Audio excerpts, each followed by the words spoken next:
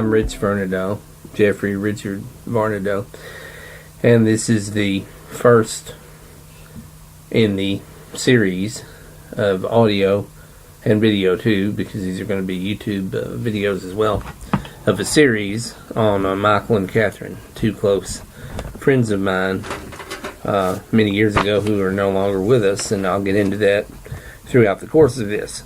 This is the basic preface, introduction, overview, the contents of this, and I'll be working from written material. So although it's an audio book and a video book, I'm working off an original text that I wrote myself. It's dealing with a man and woman that I knew personally for 2 years before their tragic end, which came as a murder-suicide by Michael's hand. A writer friend reading this manuscript described it as fragments, and I will admit this will be presented as a fragmentary narrative. Think Annie Hall by Woody Allen. Fragmented narrative also occurs in numerous movies such as Magnolia, and there's other examples too. It is an accepted literary form, a style, so this will be presented fragmentary. It's going to be episodic. The episodes will probably be about 10 minutes each. And this, now that we're talking, is the preface or the introduction. All the material presented was drawn from extended personal contact and in-person encounters with Michael and Catherine at their home in Novice, at the bookstore in Paris, Texas, where I worked and where they visited, and at the discussion group meetings that were held at the store on Tuesday nights, as well as dinner parties at my home and personal visits that I made to their home in Novice. This is as complete and exhaustive account of the 2-year period as I could achieve. There were taped discussion group meetings. Cassette tapes were made of the discussion group that met weekly. And I do have transcripts of those that will figure as an invaluable tool over the course of this too. And there's so much material here that I suspect this will go on for quite a while. There will be a lot of episodes in this audio book about Michael and Catherine. Michael and Catherine's participation in the discussion group. Mentioned elsewhere in the text, in future episodes you'll come across this. Michael and Catherine's presence and participation in the discussion group was limited to perhaps 8 or 9 total meetings. Now, outside of the discussion group, of course, I had a very active friendship and social life with them. But the meetings themselves, 16 to 18 hours of actual time is what took place that Michael and Catherine attended. Their heaviest attendance was in September and October of 1980. Their final appearance at the groups was on November 25th, 1980. Their mark upon the group, of course, lasted for years afterwards until the group's virtual demise in 1984. In the period of late summer through winter 1980, basically August through December, I viewed Michael as a great teacher, a mentor. He was into all kinds of things, so a lot of esoteric stuff, a lot of occult stuff. To a certain degree, I kowtowed to him, flattering his ego. I remember printing up sheets advertising metaphysical classes that he was offering, and I went around and posted them around town in laundromats and what have you. I encouraged him in his idea to offer consultations. Of course, I offered up the room within which the discussion group was held on Tuesday nights. He looked at some carpet which could be put in the room, and he toyed with the idea of office furniture.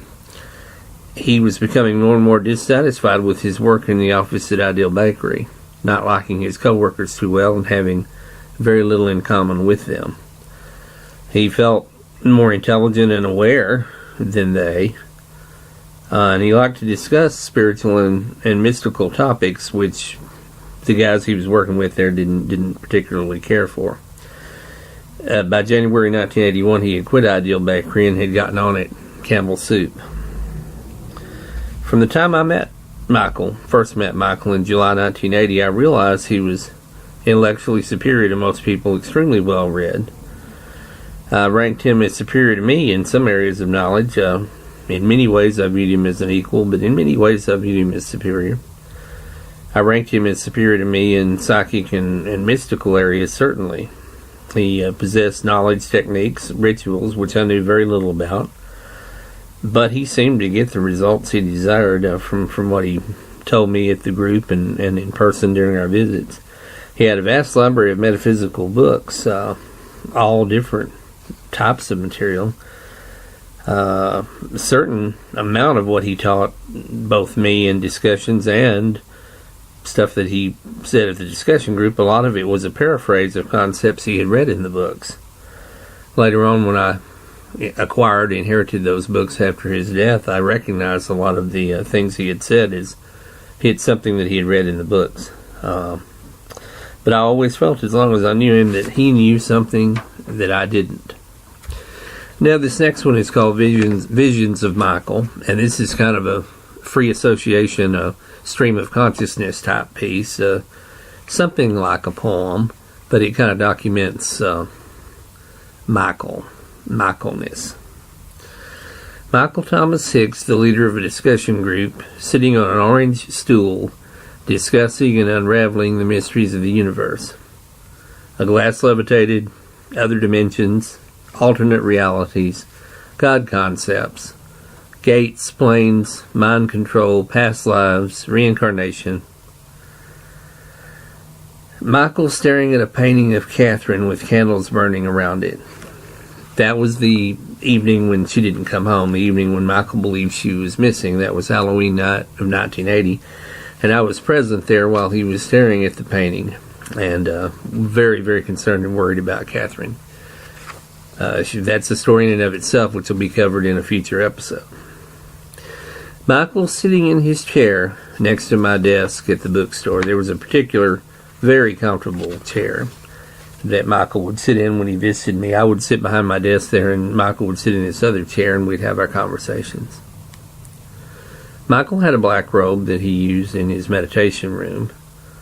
It was kind of a mystical black robe. Michael drank straight Everclear, or vodka, or wine from time to time. I have an image of Michael eating lobster and duck at my dinner party. Michael and Catherine came to a dinner party that I had at my home one evening, and I served lobster and duck and some mixed drinks, and that was a very good evening. Michael once gave me a weapon of power. Now, this was a sword which he blessed with a scroll, and I will also get into that in a future episode as well. Michael debating with Father Jensen concerning God concepts. That's the 11/25/80 meeting, of which there is already a YouTube video that I made from the original audio cassette of the discussion group meeting. Father Jensen and Michael did not get along. They debated frequently. There was definitely a personality conflict there. Kind of an alpha male rivalry thing perhaps going on. Michael sending Bob or Catherine or me on an astral trip. He would take people on meditation for an astral journey. Michael in his prayer room, or meditation room, there at the house in Novice. Michael setting up his mystic star and occult spell equipment. He would put some equipment out on the floor to achieve certain goals. He would perform certain rituals. Michael with Vicky. That's a woman that I'll get into in the future. Or Elaine. That was an ex-wife. Or Richard. That was his son. Michael with the two children, Jackie and Jonathan. Now, Jackie and Jonathan were Catherine's kids by a previous marriage. Michael with Catherine's mother, Frances Wills. And I'll also get into that in a future episode. Michael laying on the hood of his car enjoying the sunshine. Michael on Bob's couch relaxing. So those are images of Michael. And I think at this point I will close this first 10-minute segment. This has been the introduction or the overview of the audio and YouTube video series of Michael and Catherine. Michael Hicks and Catherine Lewis. And this has been Rich Vernadeau. Thank you for listening, and listen to the future episodes of this series as well.